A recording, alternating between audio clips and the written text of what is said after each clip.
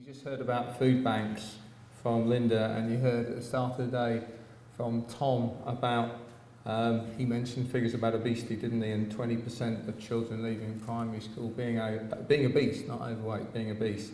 And both obesity and food banks are a symptom of a dysfunctional food system. I think that's what we need to be clear about.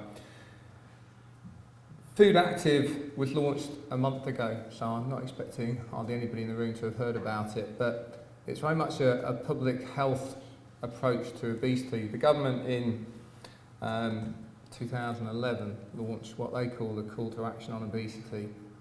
Clearly wasn't a very loud call because we're not being very effective.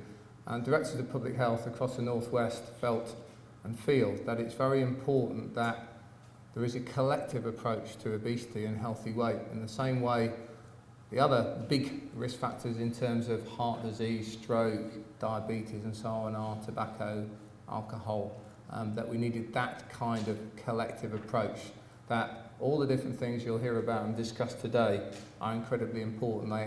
They all add to a collective whole. At the same time, we need to be aware that there are policies that can be done both at national level and local level that mean that we perhaps can address obesity easier. It's incredibly difficult as an individual if you're overweight or obese to actually lose weight.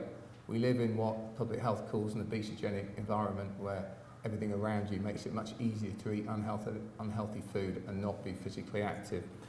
Food Active launched a month ago at a conference in Lancashire County Cricket Club, actually, in Old Trafford, in I was going to say Manchester, but in Trafford, actually, obviously.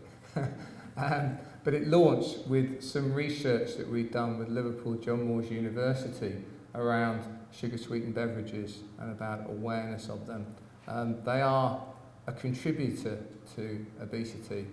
You can argue about how many teaspoonfuls of sugar are in a can of Coke, but just if anybody saw it, I know what I'm talking about. And if not, have a look on YouTube. And Jeremy Paxman, the chief executive of Coca-Cola on Newsnight about a week ago, absolutely brilliant. Paxman took him to task. We're starting to get awareness of some of the contributors to obesity and why Food Active is focusing, and Linda said before about how we have to be careful about our resources. At the moment, Food Active is looking at three particular areas of concern. One is sugar-sweetened beverages, one is junk food marketing to young people, and one is 20-mile-an-hour speed limits, and they're all about the environment that we live in. Sugar-sweetened beverages has got a lot of attention. We believe there should be duties, additional duties on sugar-sweetened beverages nationally. We think that will start to make people consider actually what they're buying. And what we found from the research done with Liverpool John Moores University is people they're not aware of the amount of calories at completely nutritionally rubbish, complete junk, drinks like Coca-Cola. And yet you go onto this campus and you see how many young people are having them.